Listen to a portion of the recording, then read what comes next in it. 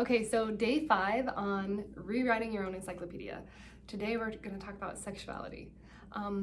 The goal of this is so that we can start to identify and evaluate, what story we're telling ourselves about this.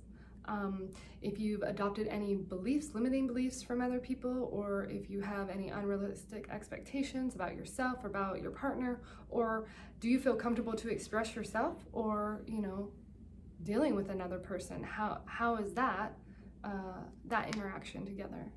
Yeah, it's part of our natural predisposition, and we just have a want as humans to procreate, and it's if nothing else, it's one of the only reasons we are where we are today, because somebody else did it before us, and so.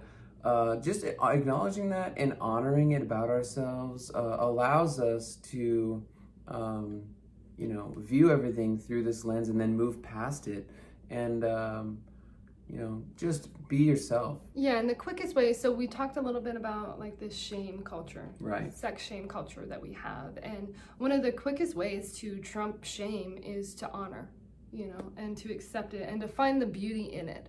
And so within our sexuality, right, there's masculinity and feminine energy. And so it creates these polar opposites where the spectrum lays. And so wherever you find yourself resonating, that's fine. Right? It's fine for you to express yourself wherever you like to. And then the idea is that you find someone that complements your expression. And so what did you say earlier? You said find them. Yeah. And then identify who you're attracted to. Yeah, find who you like, what you're attracted to. And then figure out what they're attracted to. Yeah. And then become that. yeah. It's a process though, It's a process. So another thing you can do in the meantime is, we all know what's not attractive. So, just try and figure out if you're doing those things and stop. Well, I think what's helps, at least from the female side, is to find the person, some sort of, person that you think you're attracted to, and then pick out what qualities you're attracted to, right? Like, what does that look like? Mm-hmm. And then how can you be in relationship with that quality? Because then it changes this conversation between like, well, Kyle, what do you like? And I want to become that person. Right. We don't want that. We were kind of joking earlier, right. But Kyle, what do you like? And I want to embrace those aspects about myself. Right. And I want to feel, safe to play around with it and express myself. Right. So that I can learn more about myself and learn more about him, and then we can it creates that level of intimacy and the playfulness that we can have. Right. And that's why this is coming up on day 5, of week 4, because you have to do a lot of other work to feel confident in yourself and confident in the relationship and learn all these other aspects in order to entertain this. All these beliefs and expectations of what's going on in the world and these old ideas of how people should be it's not true, and it's really coming up to a head right now in our culture and the world with how we're able to change our bodies and change our mind, and the acceptance level is starting to come out, but we first have to accept it with us, right? Yeah, so I think it's important when you talk about sexuality, that sex is an act, but who do we have sex with? People we're attracted to, I think ideally, and so if we want to people that we're attracted to, if we want to find our best possible mate, if you will, we have to be doing our part, and we have to be showing up how we want to, expressing ourselves so that people who are doing similar work, evaluating similar beliefs with the similar values, aren't put off by things we're doing. And, because it can be just a first impression that kind of pushes somebody in the wrong direction. And so just kind of trying to bring awareness to how we're being experienced, our limiting beliefs, and this is where it all comes together. And it's something we don't want to hyper focus on it, because that's not really what it's all about. Things will just happen. It'll naturally happen. Yeah. And you have to let things happen. It's where we get surrender and control.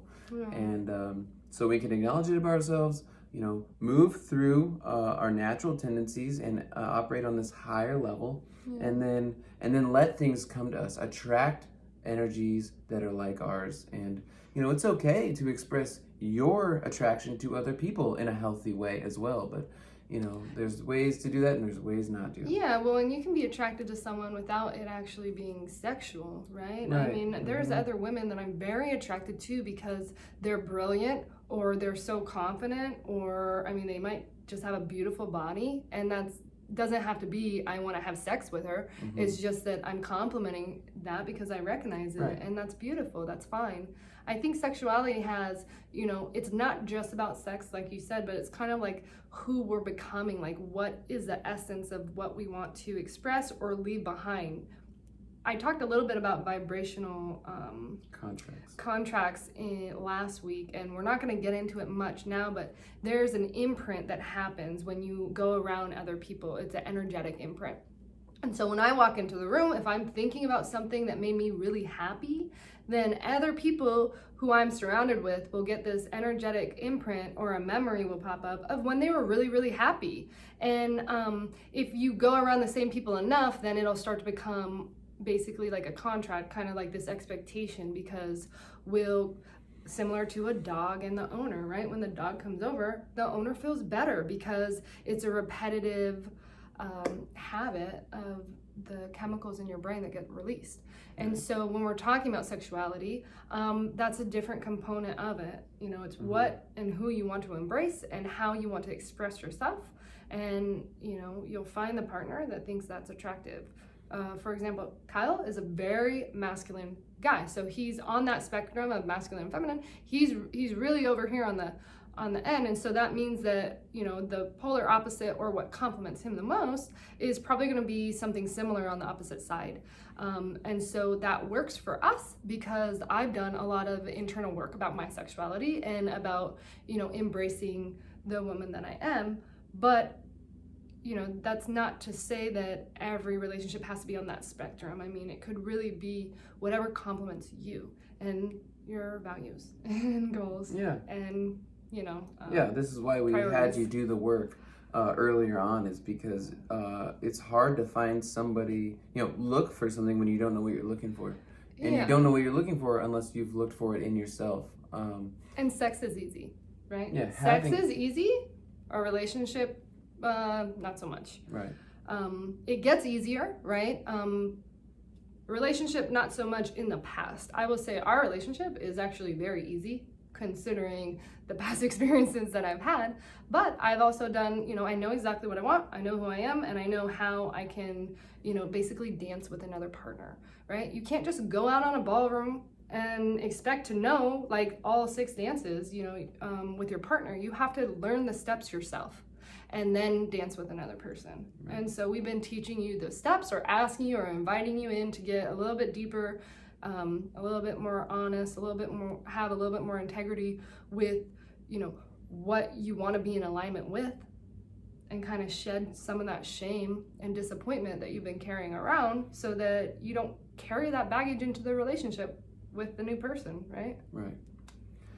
Yeah, it's a hard balance, and that's just where we're at with everything, is trying to balance all of these things. And it's a practice, right? And and you get off center and you come back, and you try something new and you come back, and it's just a process. And when you're doing the work yourself, you're gonna have more patience and understanding for your partner doing that work. When I get unfocused and I kind of stray off, kind of doing whatever I'm doing, hyper focused on some sort of result, and Kyle gives me, a reminder to come back and recenter, he has patience for me because he knows exactly what it's like to go through that.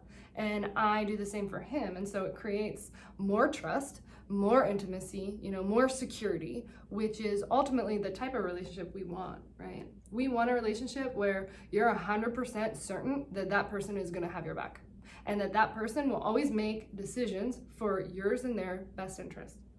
Everybody wants to feel safe. And this is how you feel safe in your relationship, Right. right? And so, just like the template of change the framework that we created, I mean, we go through that constantly, and then individually we go through that, and then with different situations, I mean, we're probably going to go through it with homeschooling our kids, right? I mean, we'll be right back there. So it's this ever-evolving process. Yeah, and I guess I just wanted to kind of bring it full circle at this point, which is that what we talked about at the beginning of this video is acknowledging and honoring these things about yourself can really build your self-esteem. A lack of self-esteem, I think, often comes from a shame complex, which is really just limiting beliefs and unrealistic expectations for the present.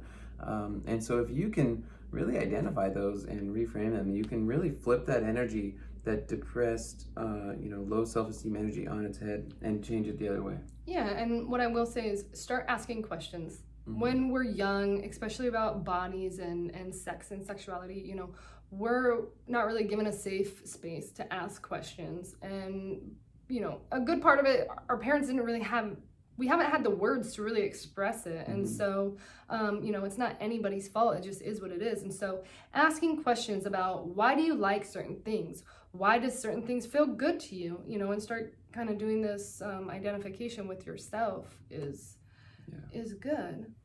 Yeah, and I think tying in one more concept, which is just the spiritual aspect of sex and sexuality. We're all this spirit. We have our mind, our body, and our spirit. And sex is a real culmination of all three.